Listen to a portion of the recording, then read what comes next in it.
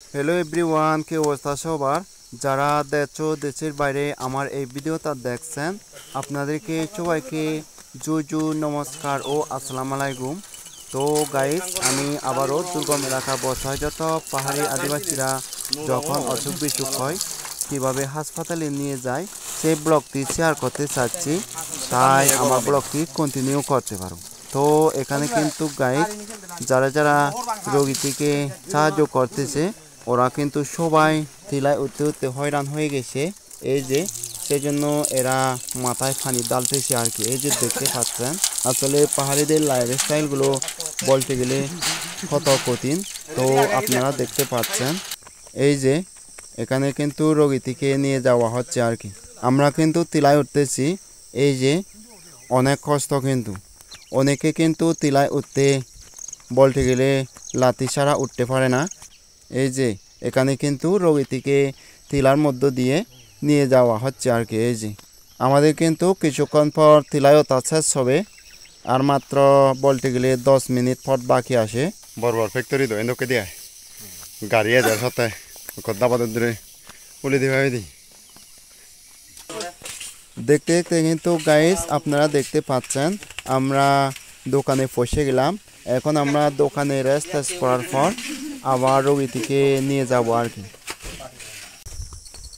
এখন শুধু নামতে হবে আর নামতে হবে। এই যে আমরা কিন্তু রোগীটিকে আবার নিয়ে যাচ্ছি, এই যে দেখতে পাচ্ছেন।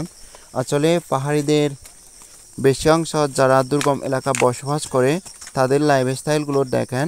আসলে এখানে নাই কোনো সড়ক পথ, নাই কোনো জলপথ, সেজন্য যে কোনো রোগী অসুখ বিসুখ হলে এভাবে না নিলে হয় না, অবশ্যই এভাবে নিতে হবে, কারণ একটা প্রাণ বাঁচাতে এভাবে যে করে হোক আমরা নিয়ে যাই আর কি। এই যে আসলে তাই বাস্তবতা যে গ্রামে যেসব মানুষ বসবাস করে তারা যদি একতাবদ্ধ না হতো এভাবে কিন্তু যে কোনো রোগী বলতে গেলে অসুখ বিসুখ হলে যদি না নিত আর কি, হাসপাতালে না যেতে পেরে হয়তো মৃত্যুবরণও করতো।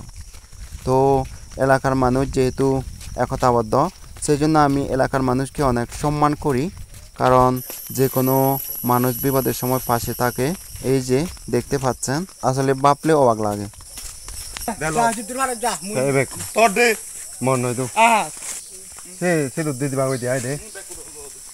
আমি রোগীটিকে যতটুকু পারি হেল্প করার পর আমি এখন বাড়িতে যাচ্ছি। রাগ করার কিছু নাই, এই হচ্ছে আমাদের লাইফস্টাইল আর কি। দেখেন গাইজ, আমাদের লাইফস্টাইলগুলো আসলে কত কঠিন বলতে গেলে বলার বাইরে। আপনারা তো প্রায় এরকম ভিডিও আমার চ্যানেলে অনেকগুলো দেখেছেন। আমরা বলতে গেলে আজকে আরেকটা কাঁধে করে এরকম রোগী নিয়ে গিয়েছি আর কি। আমার কিন্তু তাড়াতাড়ি ফিরতে হচ্ছে, করার কিছু নাই, কারণ প্রতিদিন টিউশন পড়াতে হয় আর কি আমাকে। এই ছিল আজকের ভিডিওটি আপনাদের কেমন লেগেছে জানি না, আশা করি অনেক অনেক ভালো লেগেছে। এতক্ষণ সাথে থাকার জন্য ধন্যবাদ। দেখা হচ্ছে আপনাদের সাথে আরেকটি নতুন ব্লগে অন্য কোনো টিউটোরিয়াল নিয়ে। আজকের জন্য টাটা, বাই বাই।